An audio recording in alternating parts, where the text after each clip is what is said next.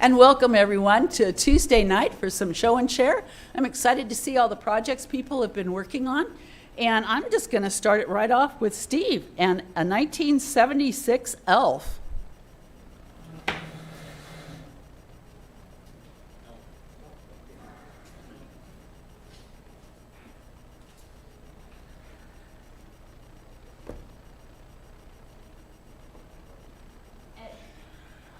I'm getting to be a fairly well-known dinosaur.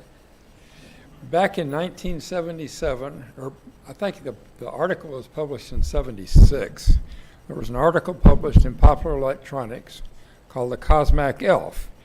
And Cosmac was the name that RCA gave to a series of microprocessors and peripheral chips. It was the CDP 1802. And I was working at Texas Instruments at the time, and I thought this was a really cool deal. And I ordered a processor chip from Sterling Electronics and waited for about 3 months because NASA was buying all of these chips, these guys here, and sending them up into space. They're CMOS, which means they're extraordinarily low power. You can run the clock down to 0 and then start it again and it'll pick up where it was. Unlike your PC or any other computer that you have, it was also radiation hardened, and it was a very interesting little chip. So this is what I built. This was my very first computer. It has 256 bytes of memory. This is the input. These are the output. And these are the control signals that allow you to set the data to go into a memory location, load it, and eventually start it. Well, then I don't think we get the whole thing on. Maybe we do. Okay.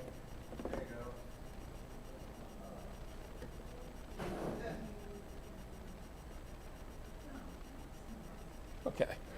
Now, I'm not really sure it's working. I was working on trying to get power to it when we ran out of time. But Rob is going to come up here and show you a modern day version of the same thing because he has fallen into the dinosaur rabbit hole as well. And this is one of the processors that he has been playing with, along with the 6809, 6502,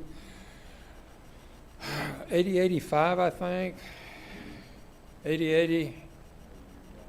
Anyhow, so I'm going to turn this over and show you how it was wired, because a lot of people have found that interesting. These are 40 gauge wires. If you're familiar with wire wrap wires, they are 32 gauge. 30 gauge. And zoom in.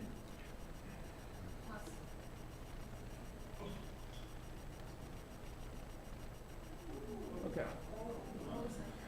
These wires have a meltable insulation on them, so you could wrap them around a lead or a post or whatever, hit it with a soldering iron and some solder, and the solder would melt the insulation and stick it to the wire. It's amazingly difficult to troubleshoot, but it was a quick way to get things done, these many years ago. Do you have any questions? Yeah, what's it do? Very little. What? Very little. There's not very much you can do with 256 bytes of program space, and very limited I/O. It was a toy. However, in the magazine, there was a series of magazine articles, and they showed some games that you could do, like guess the number. It would generate a random number, and you would have to input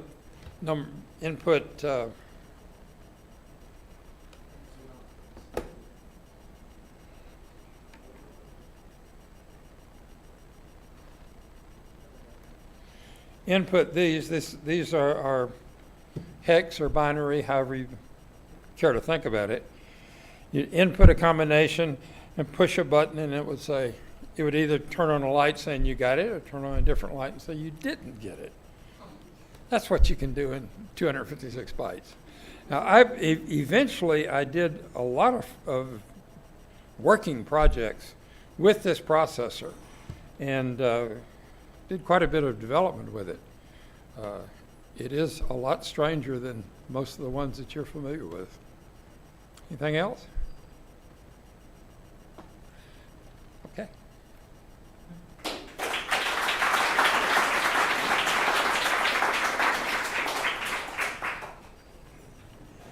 All right, Steve mentioned it, so now let's speed forward to a 2025 version. All right, assume it's a version. Not just made in 25. No, this is a modern day version of the same thing. Yeah. And this one does come up. It's very similar. It's not exactly the same as what Steve was showing you, but you can see it's still got the switches here, right? Instead of having the LEDs that he had up in here, it has displays that show you the hex. So if I put in like 7A and I say load it, oh, I have being load, or 3A, I had 3 there. So you can see it has a hex display. These are just indicator lights that tell you what the processor is doing. So this is running the exact same 1802 processor that Steve was just talking about. And as he mentioned, that processor was very popular for space programs. Let's see, Hubble has that processor running it. A bunch of the Gemini probes have that processor running. Photos we got back from Neptune a number of years ago. They're all controlled by Neptune. As a matter of fact, the processor that's in here, they stopped manufacturing it. They finally did in 2022. Right, so they're no longer, you can't buy a brand new one, you have to buy them used, but I have some brand new ones. There's the article he was just talking about. Can I zoom in on this and show? There you go, August 1976. They told you how to build this little computer for $80. So you can see this. I was intrigued, actually it's funny, I didn't know Steve knew this processor. I was intrigued, it's a processor I'd never played with before. I've been playing with processors since I was a kid. And it intrigued me when I was at a Hamfest recently and I was looking through old box of parts, and he was selling a CDP 1802. I knew exactly what it was, I just never had one. And so I offered him a silly number and he took it, and I bought his 2 boxes worth of parts. And so I mentioned it to Steve, and he goes, oh yeah, I did a lot of stuff with that. And so him and I have been chatting about this. I bought this little development board online. I laugh because mine is not quite as wire wrapped as his was. But the instructions for assembly said literally, assemble this as you would any other electronic kit. That's what it said. And when I emailed the guy, he said, have you done boards like this before? I said, yeah, I do them all the time. He said, oh, good, because I don't know how to write instructions. I just, and I said, yeah, not to worry. I mean, because if you look, you can't really read, it's a little out of focus, but these are, all the part numbers are labeled on here, right? And so again, I've done this sort of thing multiple times. So what I was very excited about, I could buy just the board, and I probably have most of these parts anyways, just in my own stock. But these are called tills. They stopped manufacturing these in the early 80s. Yeah, and he asked me, he said, you gonna want the parts or you just gonna want the boards? This is an email conversation. I said, well, do you have the tills? And he said, oh yeah, I have those. I said, then I'll take all the parts. Because these are extremely rare. I think they sell for about $15 a piece to $20 a piece on eBay. And you have to buy them in lots of like 50 or 100.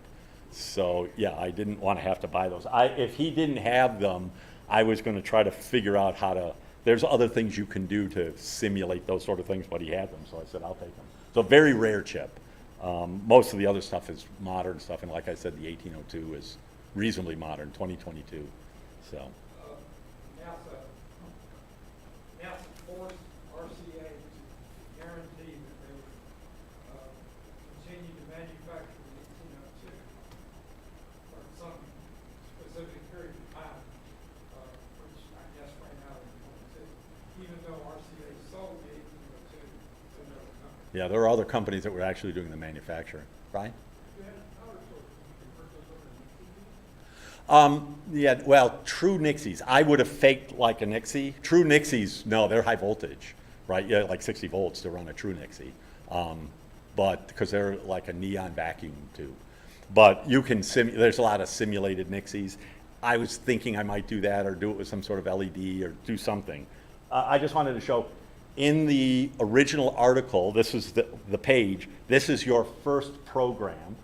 So you can see this program does nothing more than turn on one of the LEDs. And you literally set those switches to 7A, tell it to load, then 3F, load, 00 load, 7A, 7B, 3001, right? And so you loaded your program and then you switch the switch to run and you say run it and the LED turns on. So, and there's a much longer version of this. Actually, it's not this one, but there's a longer version of this that blinks the LED. So I've done those. Now this one, unlike his, this has 64K of memory. It's got 32K of RAM and 32K of ROM. The ROM actually has an operating system built into it. It's called ElfOS. There are two more boards that I just haven't finished assembling yet that mount onto this and let me have like a hard drive and communication ports. So this can do a bunch of stuff. But I can tell you in the 256, I gave Steve a bunch of old manuals and such on a thumb drive, but I've downloaded, people have done, Blackjack is one of the people's favorite games that you did in 256 bytes. So you say, you know, what can you play? It could play Blackjack and it's the dealer, right? And it tells you in the game it holds at 16 and, you know, below that it doesn't. It doesn't do splits and all that, but it can play Blackjack. And so back in the day, you could sit there and type the program in. The original Elf, there was an upgrade, I think, in our part 2 or part 3 that talked about how to make a cassette tape to be able to hook up to what Steve has so you could save your program. Because as soon as I turn this power off, anything I put in here is gone, right? So you needed to be able to save it. Cassette, in the old days, when Steve and I were your ages, we saved all our programs on cassette tape to begin with. So. Oh, I started with much bigger. Yeah. I was so tickled when we went to cassette tapes. Yes.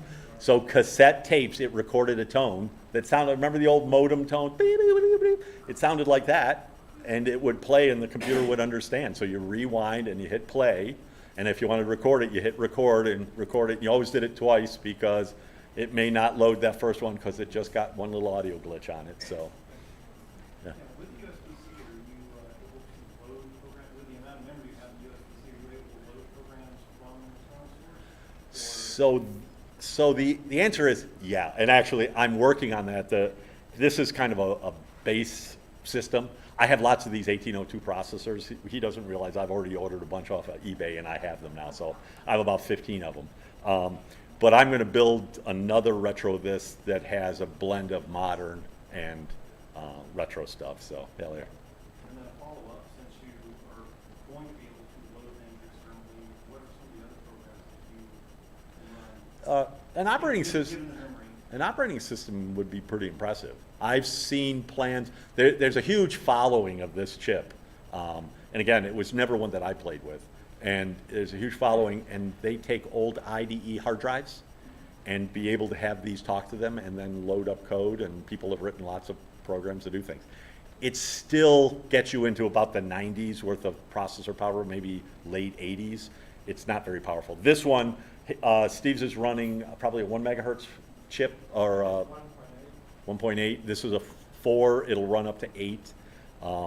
So it's not a very fast processor, but it's a very fun processor because it's very unique. If you look at the processors from those days, this is a completely different architecture. You got a question, Brian? It's a CDP 1802, but if you just say 1802 CPU or RCA 1802, there's, again, huge following. It's a very, very unique processor when you look at it. Assembly language is simplified, so, yes, Steve? Shortly after I did this, I worked with a PE who developed his own little mainframe virtual computer, and it had lines that could switch between CPU boards, a memory board, an I/O board, and you could set which CPU board would run. And I built an 1802 board that runs that. And I developed an extensive monitor for it for doing debug. And I put this into a number of fairly complicated process design. Yeah. There is a video version of this that hooks up to its monitor, right? What's funny is that RCA used to made for a processor. They said about 3 or 4 years. It's currently unattainium.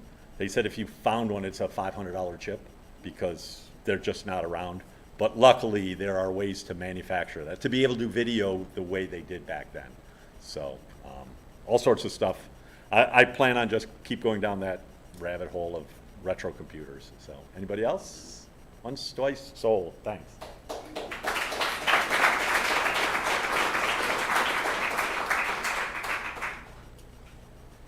So in my mind, I'm envisioning the computer monitor just doing Pong, you know. Ding, ding. Okay, for those of you who maybe aren't really into the electronics world, let's turn to something just, where you can touch, like a bookbinding. Wes, let's hear your next installment. Thank you. Hello, everybody. So a couple weeks ago, I had brought by a journal that I had hand sewn. It's pretty similar to this right here. This is called the Coptic stitch, and it basically just you weave the needle through and such, and you bind all of these signatures together. This would be an example of a cover or a hardcover that you can make for it. I decided to go with something that I've really been wanting to do for a while, and it is called the Secret Belgian Stitch. And what's really interesting about this is this whole thing is just the hardcover, right?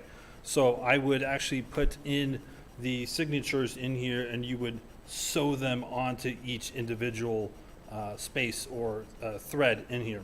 Now what's unique about this is that it allows the book or journal to lay flat, right? And so you can have your pages fold out and lay flat here. And that's not really normal for a book to be able to lay flat. It's always got that curve in it.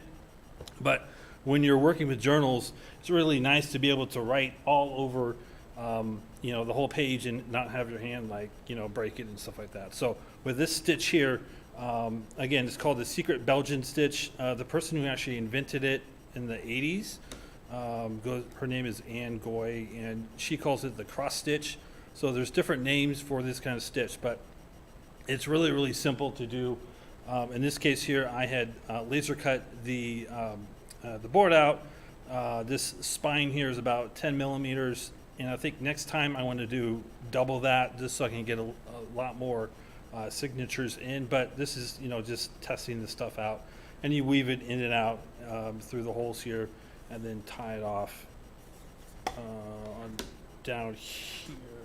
You just tie it off and it all holds together and stuff. So learning how to keep the tension in here is a really important piece of it because, as you can see, it's pretty flimsy, but it's supposed to be flimsy. So we'll see how long this thing kind of lasts.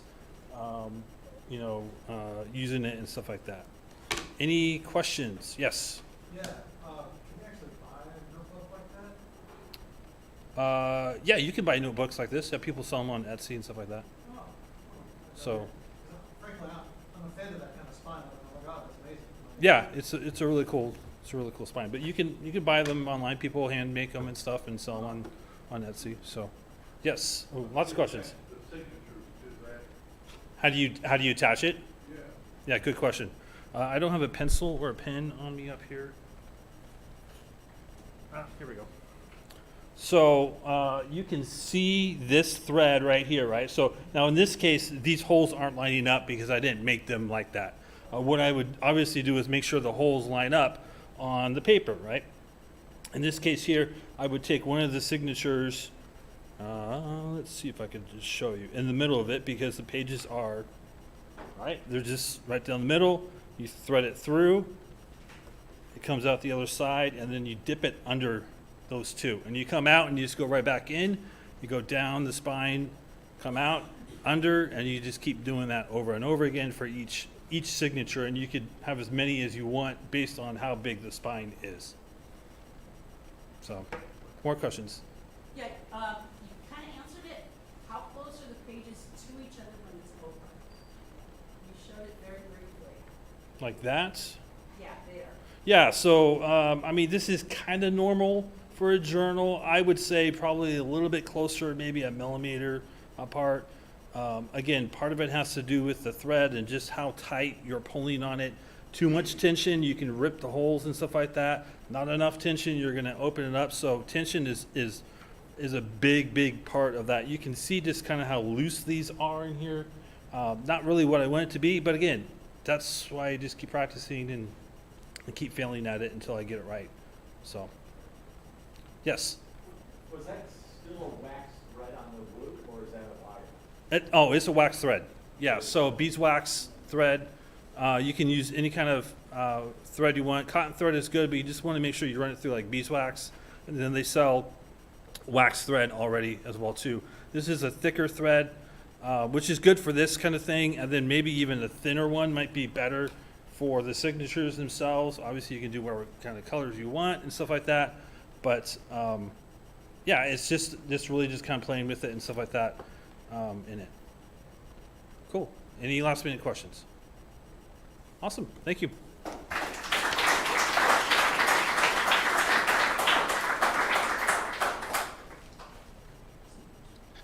Is there anybody who didn't get a chance to sign up for a share? Yes.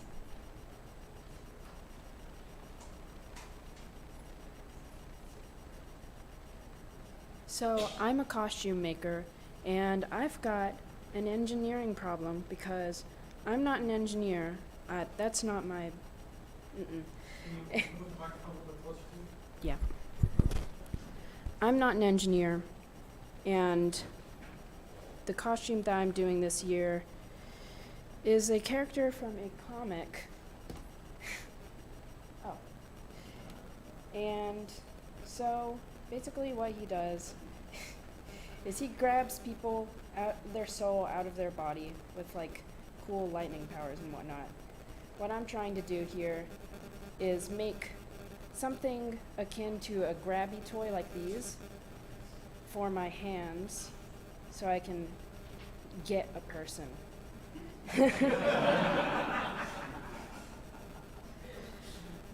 So if anyone has any advice on how I could make something like this or anything that would have a similar effect to that, it would be greatly appreciated.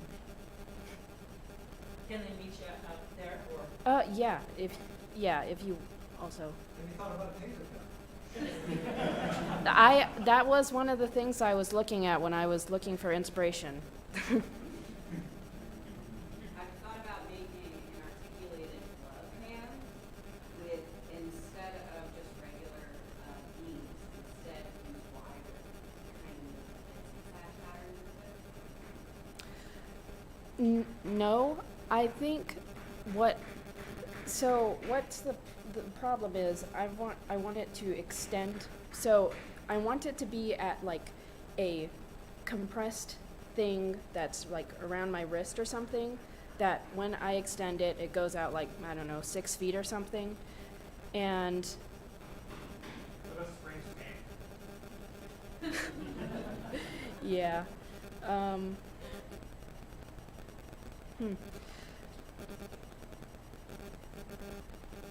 was gonna say that the laser cutter will cut that little device that you showed a picture of. You could just use the laser and that, literally that, because those are just straight things with holes in them that you just put a pin in or something. I don't know anything about like what that would be like. Yeah. So with making that sort of thing with like the 3D engraver, if I were to make it like 5 foot long or something, would that have enough strength to actually like grab a person or something? Not like Touch them, not like grab them forcefully, but just like reach out. yeah. You know, these party things that people blow on that go out like that, it would be not too difficult to have a source of air. Something like that stretched, so that you push a button somewhere and the air pushes it out. I feel like that wouldn't be fast enough. I'm trying to just like grab someone, you know? You did half of that cut out of acrylic and the other half out of wood. Acrylic would be clear, the wood would be silver. It would look like lightning came out. That's a good idea. Are you going to bewitch it so it steals people's souls? No, that guy's a prince actually. Any other? Okay, thank you.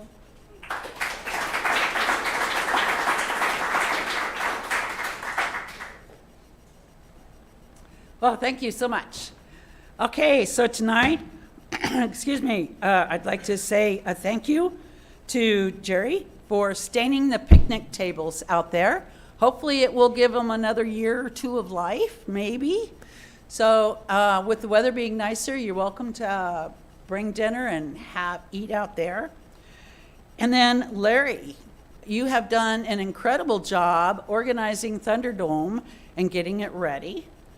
So hopefully I can wrap up all these announcements soon so we can maybe have some more demonstrations of BattleBots, right? Yeah. Another thing that just happened today, new, is the newsletter came out.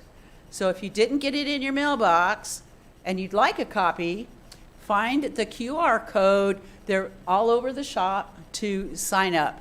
Now, Russell isn't here for me to ask if you will get this current issue or if you'll have to wait till the next issue, but you might want to check out that newsletter. Is that email or is it? It's email. And then I was hoping Aliki would be here to talk about our maker market coming in September. I know that sounds like a really long ways off, but there's a lot to organizing the market. If you'd like to help, please talk to Russell or Aliki, any of the board members, and we'll get you hooked up to help out at the market. I think there's still some booths available if you would like to purchase a booth to sell stuff you make. That can happen too. I'm now going to turn it over to Tracy for a minute because there's something even more exciting coming up sooner.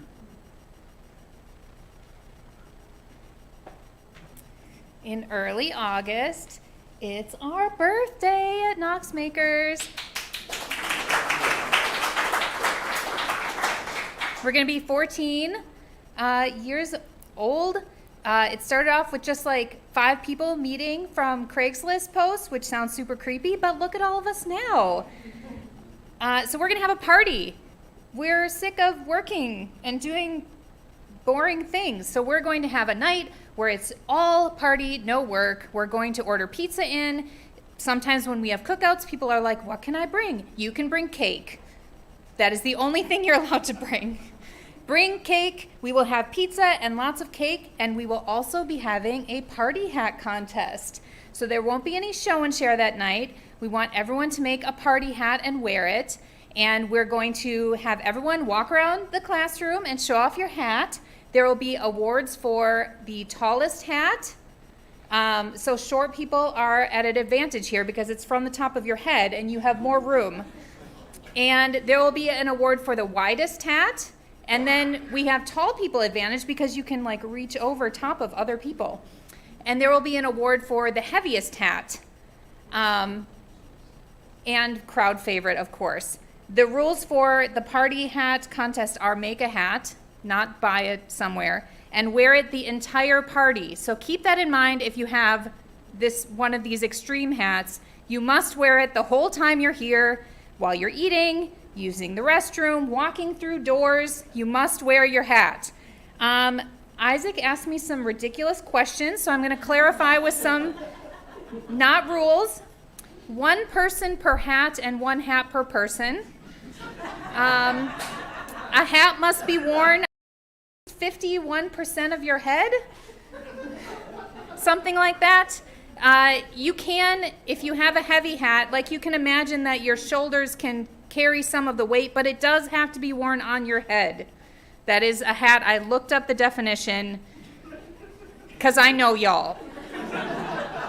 So, if you have any other questions about the party hat contest, you can ask me, and I will look at you strangely because I can just imagine. But otherwise, come on August 5th, wear a hat, bring cake, eat pizza, celebrate this wonderful place that we have here. I look forward to seeing all of y'all's hats.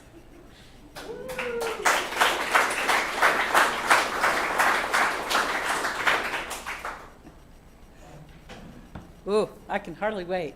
Yeah, it's going to be fun. Where'd my notes go now? Sorry about that. I want to talk about events. And so I'm just going to skip the ones that are sold out. There are a lot on the calendar. When I last looked this afternoon, this could have changed. There's a bandsaw class on Saturday the 12th. Now, next Tuesday, we have our cookout. So we got hamburgers and hot dogs. Just come and enjoy.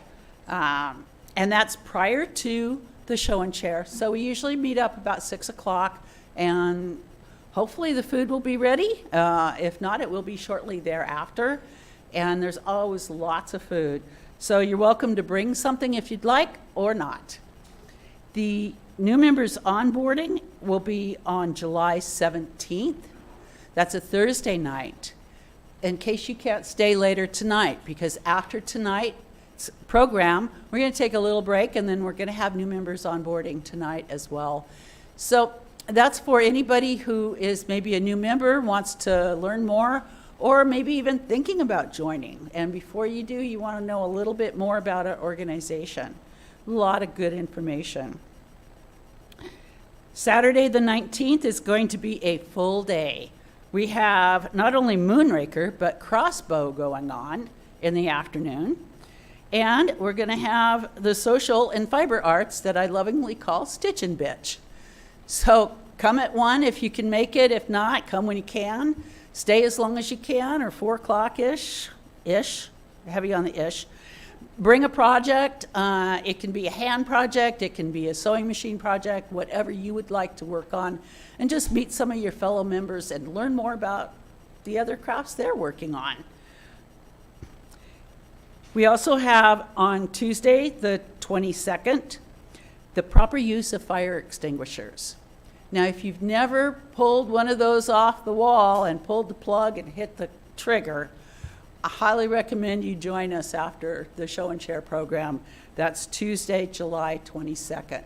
The fire department has graciously agreed to come and demonstrate how to use the fire extinguishers. On July 23rd, we have a Woodworking 101. On the 24th, we've got Reading a Pattern, Machining, it's going that night too. And there's lots more on the calendar. I'm not going to bore you with all of that. I want to see some more robot demos. So without any further ado, let's go. Oh, yes? Hat contest question. You're saying 51% of it has to be on your head. Are you saying that 51% of your head has to be covered by hat, or are you saying that 51% of the hat has to be overhead? And if you're saying head, are you talking about surface area of the head, or Your band. Oh, these are definitely, The majority of your hat must be on top of your head. it's got to be by weight? oh my goodness. Whatever the heck down to your feet, or You'll know it when you see it. all your hat there, only a little bit there. Are we talking about like the majority of it in the vert, like in this plane has to be over your head? I don't know. Tracy, the Supreme Court said, you'll know when you see it. Yes, that one. So the answer is, you'll know when you see it whether it's fair or not. And she'll say, nope, doesn't work. So a wedding train with camera? A wedding train would count. You wear that on your head, that's a hat? What if it hangs out? So what you're saying is it's held by, half of it's held by your head. Yes. Okay. Half of it has to be held by your head. Okay. Okay. All right, we've established the rules as it has to be held by your head. Do I have to hire a lawyer? And we're going to seek legal counsel, maybe, for the rules for the party hat. Okay, so enough fun. Well, we always have fun here. I want to have fun looking at some robot demos. Let's take it out to the shop, everybody.